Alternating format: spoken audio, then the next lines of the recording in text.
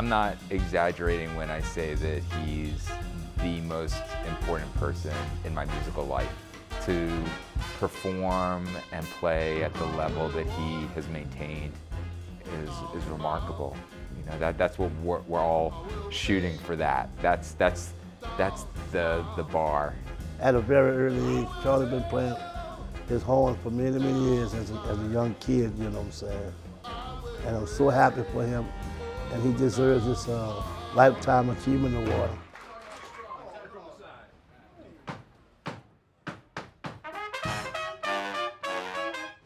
New Orleans #1 in music, because we started here in New Orleans playing in the church, see? That's where the blues come from and all those things that we do. And then we embellish it as we go along in life.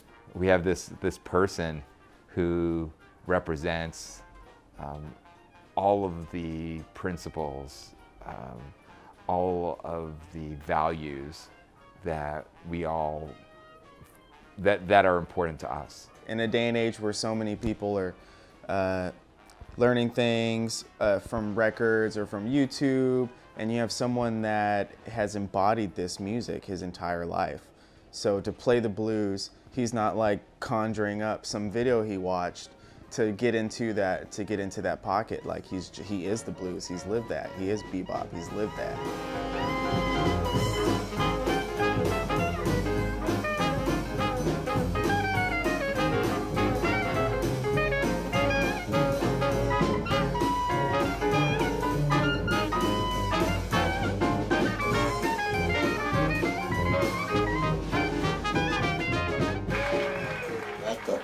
Here in New Orleans with the Eureka Jazz Band in 1943. I was about 11 years old. I had 5 brothers, and all of them played instruments. I wanted to be a trumpet player, but my father said we all can't play the same instrument. So my dad played drum and alto saxophone. My brother Leonard played trombone. My brother Martin played trumpet. My brother Albert played trumpet. And everybody in the family played. My Uncle Percy played bass. My Uncle Clarence played piano. My Aunt Cecile played the organ. It was so many of us. So my daddy said, well, you and Clarence, y'all gonna play saxophone.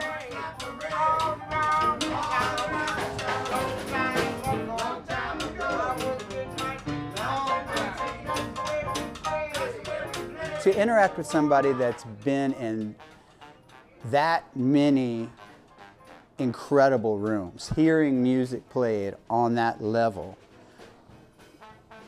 you know, it stuck with him. It stuck in his soul, it stuck in his mind, it stuck in his fingers, stuck in his heart. And he shares that with us every time the man puts the horn up to his mouth. It's amazing. That's what's coming through him. That's where the real schooling takes place, is on those bandstands, where you're surrounded by people who have decades and decades of experience, you know. And that's what it's like playing with Charlie every night. You can close your eyes and imagine, you know,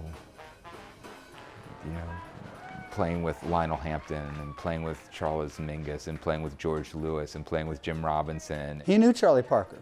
He was in the room when Coltrane played. He was in Lionel Hampton's band back in the day, and Charles Mingus was on bass. Playing with Aretha Franklin and, you know, playing with Marcus Belgrave. Those are all part of who Mr. Gabriel is. You know, all of those people have left an imprint on him, and he's left an imprint on their music as well, and who they are.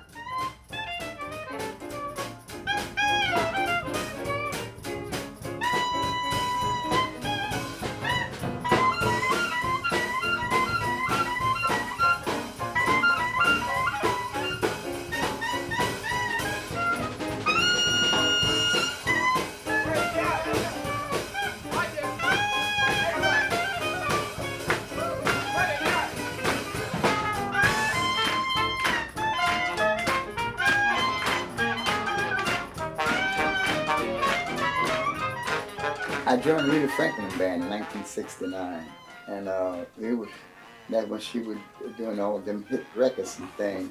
She was a sweet person with her talent, and she shared her knowledge too with the cast in the band as well. When we had rehearsal or something like that, she sit in there in the back, and we rehearsed the music she shared her expertise, and then, or maybe approach it this way or that way, because the music's still on the paper. So the music stays on the paper until you make it become in here for you. So if you keep on playing what is on the paper, you never learn it. So you're going to have to take it off the paper, and you become the music. And whatever instrument you're playing become an extension of your organs to continue in order to keep the music alive. So you never hear it the same way twice. Once it's played, it's gone. Mm-hmm. Just that fast. Even if you want to reel it back in. It wouldn't be the same. That's why live music is so important that we must keep living, because it keeps us alive. This cat will continue to surprise you no matter how much time you spend with him. And I can tell you that directly. I've spent a lot of time with Charlie Gabriel. And I feel sure that tonight, we're going to play 3 sets of music tonight. Charlie's going to play something I've never heard him play before. He'll probably call a tune that none of us have really heard him play before, and half of us won't even know it. The musical connection is unbelievable, because Charlie likes not only to play traditional New Orleans style music, but he likes to play swing music. You know, and you know, it could be some of the same sort of songs that we play here in the Preservation Hall, but it'd be even much more of a different kind of swing. The lessons of how to manipulate the laws of nature and understanding the laws of nature and how we fit in, and the power that, you know, that we can harvest and build around that, which is centered around love. Knowing how to use it correctly, he really know how to do that, you know, and get the most out of it. And I've watched him use it, watched him transmute it to the crowd, and watch him be able to absorb it back, you know. And it's a great thing to watch when you understand what's going on, you know. The man puts his feet on the ground and puts his slippers on in the morning, and he does it with peace and love. He goes out and performs, you know, in front of, you know, 3,500 adoring fans. He does it with peace and love, you know. He deals with some sort of discrepancy within the band, and we all have like a little, you know, argument or something. He'll approach it with peace and love, you know. It's just, he has such a calming effect, and I feel like Charlie's really helped me get over myself a little bit.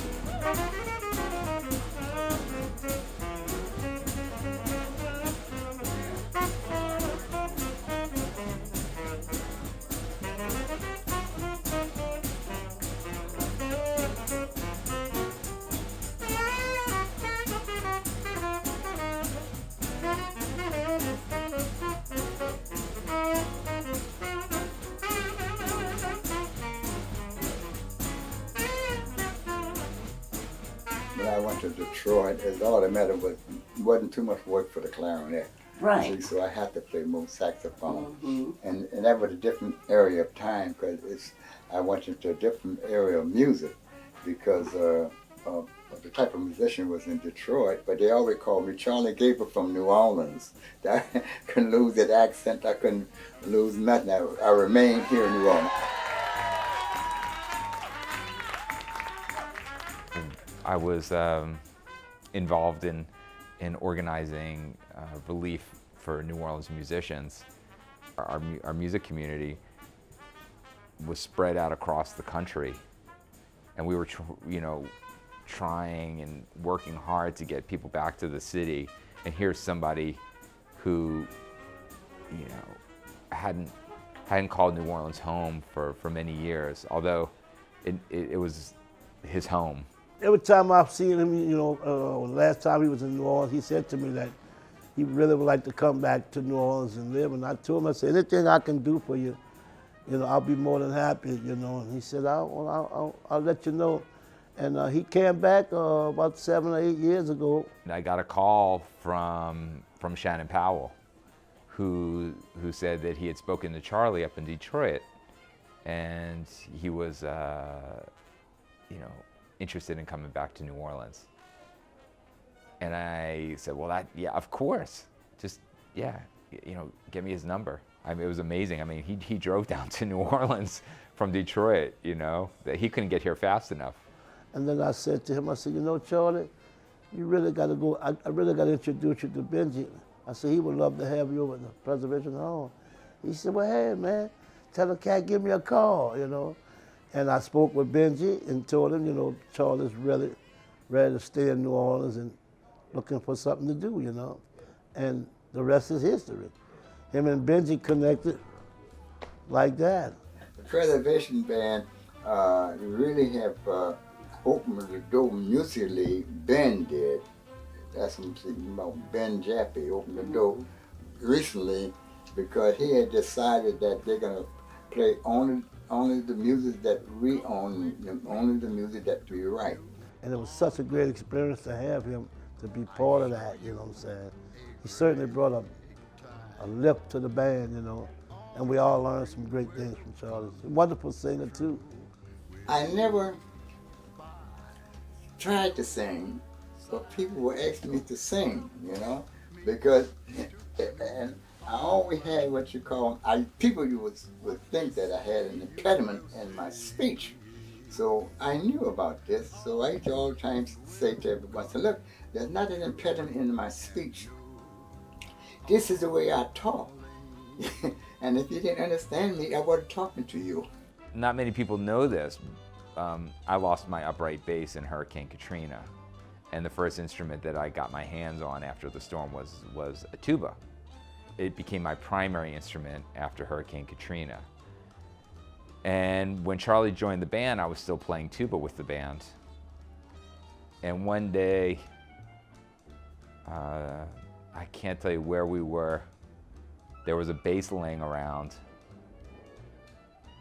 And it was hard for me to play bass. It was emotionally hard. It was a piece of me that, you know, I didn't know if I was ever going to get back to. It was something that reminded me of you know, a painful sort of open wound, you know. And I played the bass with Charlie, and he looked back at me, and he kind of motioned to me, and he said, hey,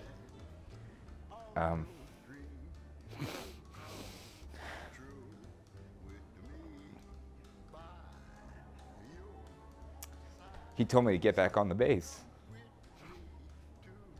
And that's the kind of thing, when someone like Charlie tells you something, you do it. And I've been back on the bass ever since. You know, I can't thank him enough for that.